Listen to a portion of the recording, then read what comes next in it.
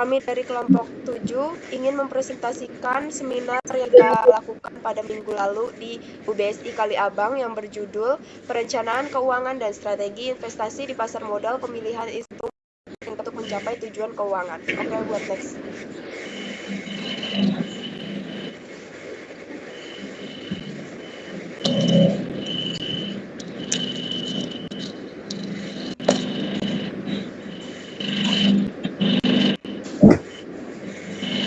Perkenalkan, ini anggota kelompok kami.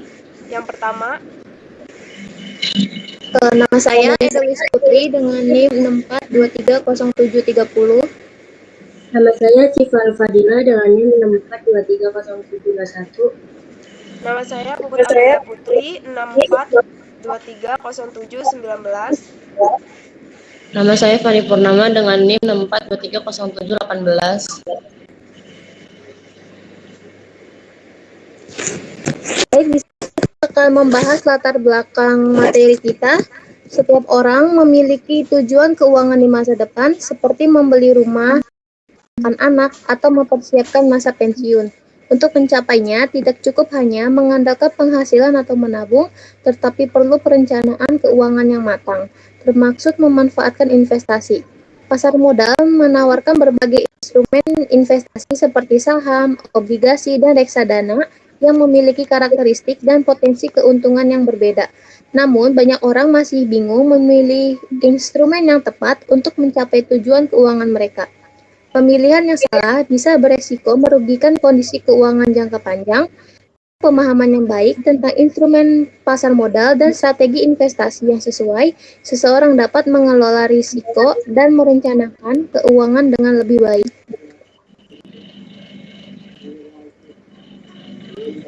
Tujuan dari materi kita hari ini yaitu yang pertama, memberikan pemahaman tentang perencanaan keuangan yang efektif. Yang kedua, menjelaskan berbagai jenis instrumen di pasar modal. Yang ketiga, memahami strategi investasi yang sesuai dengan tujuan keuangan individu. Di sini kita akan membahas pengertian perencanaan keuangan. Berikut beberapa pengertian menurut para ahli. Yang pertama, menurut Husnan, perencanaan keuangan adalah kegiatan untuk memperkirakan pendapatan dan pengeluaran perusahaan yang akan datang. Lalu menurut Senduk, perencanaan keuangan adalah proses merencanakan tujuan-tujuan keuangan jangka pendek maupun jangka panjang. Lalu di sini ada menurut Dorimilu dalam artikelnya menyatakan bahwa perencanaan keuangan atau financial planning merupakan proses mencapai tujuan hidup, yakni masa depan yang sejahtera dan bahagia lewat penataan keuangan. Jadi, dapat disimpulkan tentang pengertian perencanaan keuangan yang kita bahas tadi, dapat disimpulkan bahwa perencanaan keuangan adalah suatu proses atau kegiatan yang bertujuan untuk merencanakan serta mengatur pendapatan dan pengeluaran dalam jangka pendek maupun jangka panjang.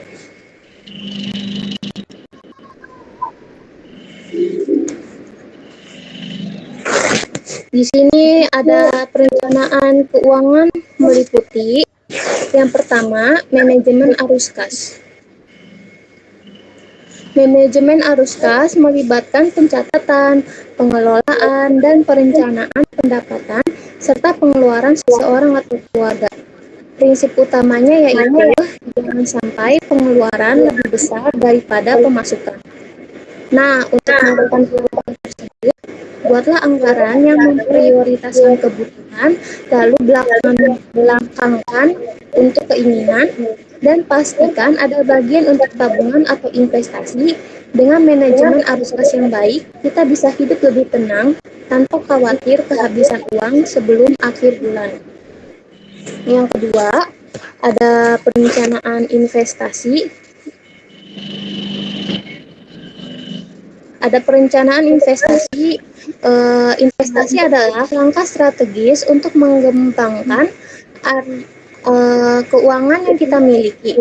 Tujuannya supaya uang bertambah nilainya di masa depan. Misalnya, kita bisa menanamkan di reksadana, saham, atau emas, bahkan properti. Tergantung pada tujuan dan seberapa besar kita siap menghadapi risiko.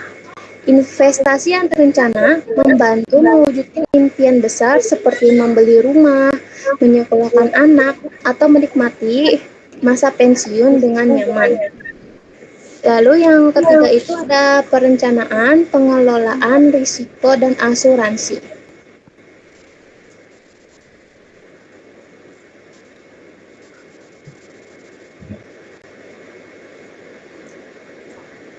Terus yang keempat itu ada perencanaan hari tua, yang kelima ada perencanaan pajak, dan yang keenam ada perencanaan distribusi kekayaan, hibah, dan waris.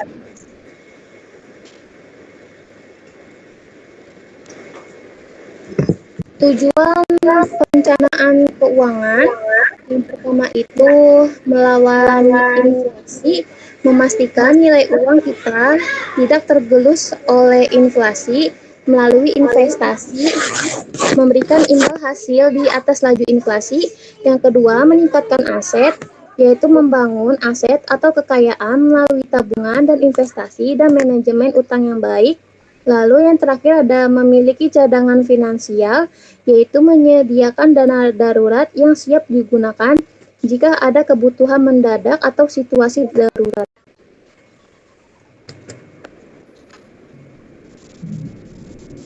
Langkah-langkah perencanaan keuangan meliputi 6 bagian. 1. Menentukan tujuan keuangan. Meliputi tujuan jangka pendek yaitu 1 tahun, menengah 1-5 tahun, dan panjang lebih dari 5 tahun. Yang kedua itu memeriksa kondisi keuangan saat ini. Menghitung jumlah pendapatan, pengeluaran, aset, dan utang. Yang ketiga yaitu mengumpulkan informasi yang relevan, memahami risiko, kondisi pasar, dan instrumen investasi.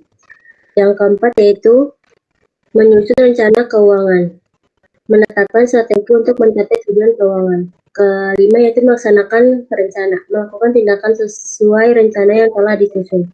Yang keenam yaitu review dan penyesuaian, yaitu mengevaluasi secara berkala menyesuaikan rencana keuangan terbaru. Next, Edel.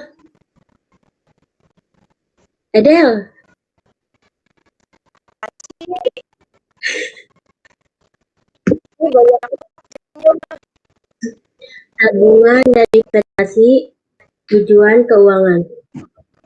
Tabungan berfungsi sebagai dana cadangan atau dana darurat yang dapat digunakan sewaktu-waktu, sementara investasi ditujukan untuk meningkatkan kekayaan dan mencapai tujuan keuangan jangka panjang. Memiliki tabungan memberikan rasa aman dalam menghadapi keadaan darurat, sedangkan investasi memberikan peluang untuk meningkatkan aset secara signifikan. Lanjut. Next. Tujuan utama investasi adalah untuk memperoleh keuntungan dan mencapai target finansial tertentu. Dengan investasi yang terencana, individu dapat mewujudkan tujuan seperti dana pensiun, pembelian rumah, atau peningkatan kesejahteraan finansial. Tujuan investasi dapat dilihat dari durasi investasi dan sisi kebutuhan. Nah, tujuan investasi jika dilihat dari durasi waktu, tujuan jangka pendek yaitu tujuan yang berada dan lebih fokus pada finansial dan pendesakan. Kalau investasi jangka panjang yaitu berkaitan dengan perencanaan keuangan dan mencapai tujuan hidup. Tujuan investasi jika dilihat dari sisi kebutuhannya yaitu memenuhi kebutuhan primer dan sekunder. Yang kedua pendidikan anak. Yang ketiga itu kesehatan. Yang keempat masa pensiun.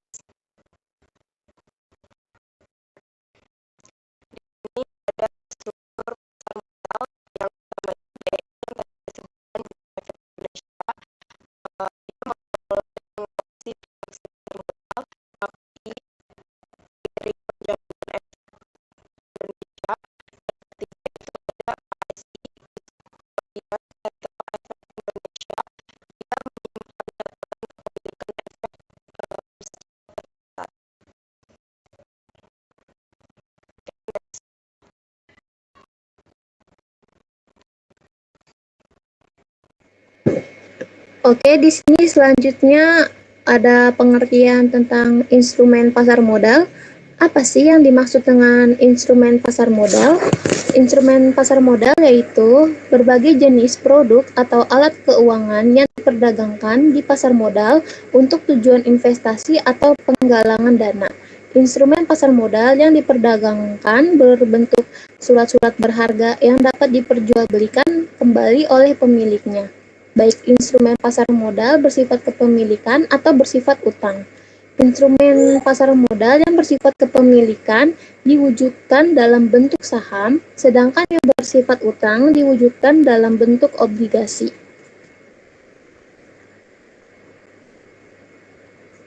Di sini ada beberapa jenis instrumen saham. Yang pertama ada saham. Saham merupakan surat tanda kepemilikan bagian modal pada suatu perseroan terbatas atau PT.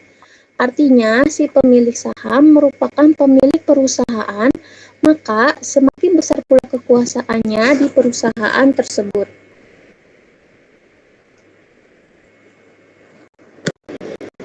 Di sini ada beberapa keuntungan saham. Yang pertama capital gain, yaitu keuntungan dari selisih harga jual dan harga beli saham yang meningkat. Yang kedua ada dividen, yaitu pembagian laba perusahaan kepada pemegang saham dalam bentuk dividen. Yang ketiga ada kepemilikan perusahaan, yaitu pemegang saham memiliki hak suara dalam pengambilan keputusan perusahaan. Lalu ada risikonya. Yang pertama ada fluktuasi harga, yaitu harga saham bisa sangat volatil dan dipengaruhi oleh faktor pasar, ekonomi, dan kinerja perusahaan. Yang kedua ada risiko perusahaan, yaitu jika perusahaan mengalami kerugian atau kebangkrutan, nilai saham bisa jatuh drastis atau bahkan hilang. Dan yang terakhir ada risiko pasar, maksudnya yaitu faktor eksternal seperti krisis ekonomi atau perubahan kebijakan pemerintah bisa mempengaruhi harga saham.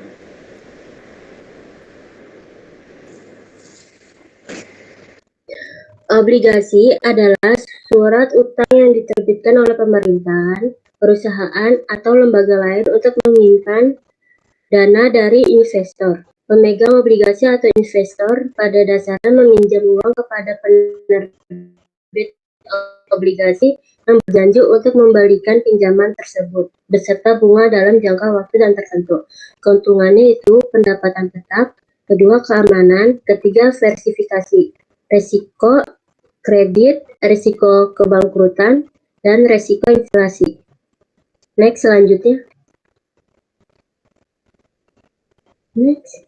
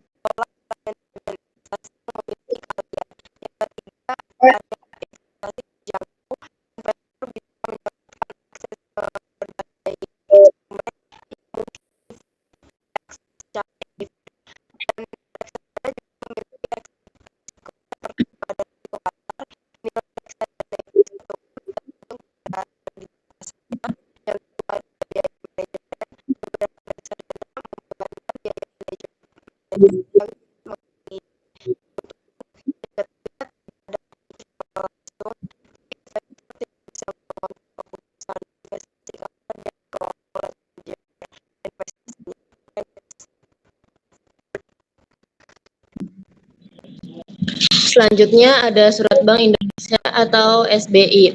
Surat berharga yang dikeluarkan oleh Bank Indonesia sebagai pengakuan utang jangka pendek 1 hingga 3 bulan dengan sistem diskonto atau bunga. Investor, individual maupun korporasi perusahaan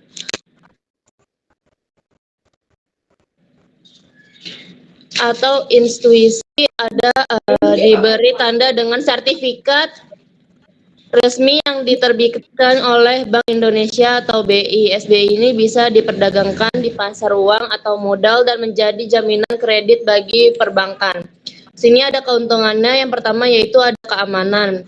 Keamanan adalah dijamin oleh Bank Indonesia sehingga risiko kreditnya sangat rendah. Yang kedua itu ada likuiditas tinggi, memiliki jangka waktu yang pendek sehingga mudah dicairkan. Yang ketiga itu ada pendapatan tetap, dapat memberikan bunga yang tetap sesuai dengan tingkat suku bunga yang berlaku. Kemudian ada risiko. Yang pertama itu risiko suku bunga. Nilai SBI dapat terpengaruh oleh fluktuasi suku bunga pasar. Yang kedua, rendahnya imbal hasil. Bunga yang ditawarkan cenderung rendah dibandingkan instrumen pasar modal lainnya. Next.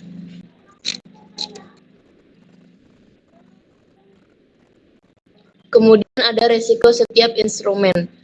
Yang rendah itu cocok untuk investor konservatif seperti deposito atau reksadana pasar uang. Biasanya cocok untuk investor. Kemudian ada sedang, yaitu instrumen dengan risiko sedang seperti reksadana, pendapatan tetap, atau obligasi. Yang ketiga itu tinggi, cocok untuk investor agresif seperti saham atau reksadana saham yang memiliki potensi imbal hasil tinggi tetapi juga risiko besar. Next.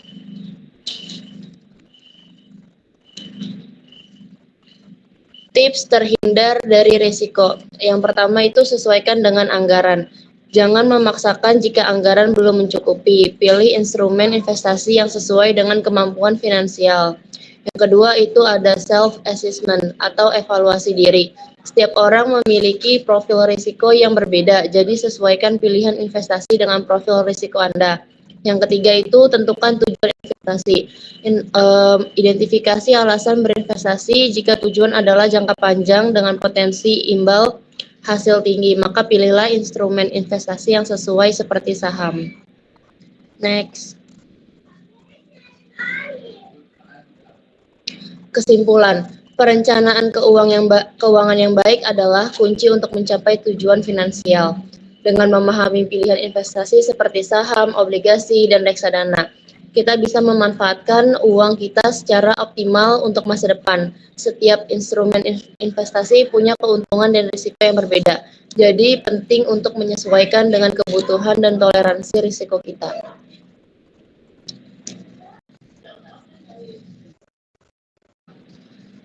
Kemudian saran, yang pertama itu mulai dengan tujuan yang jelas. Tentukan apa yang ingin dicapai seperti dana darurat, beli rumah, atau pensiunan yang nyaman. Yang kedua itu kenali toleransi risiko. Pilih investasi sesuai kemampuan menerima risiko, apakah lebih nyaman dengan yang aman atau siap ambil risiko lebih. Nah, yang ketiga itu pisahkan dana darurat. Sebelum mulai investasi, siapkan dana darurat untuk hal-hal tak terduga. Yang keempat itu pelajari sebelum investasi. Luangkan waktu untuk memahami pilihan investasi biar tidak salah langkah. Nah, yang kelima itu ada cek dan evaluasi rutin. Secara berkala, review kondisi finansial dan sesuaikan rencana kalau perlu agar tetap sesuai tujuan. Oke, baik. Sekian dari kami ke 7. Wassalamualaikum warahmatullahi wabarakatuh. Waalaikumsalam warahmatullahi wabarakatuh.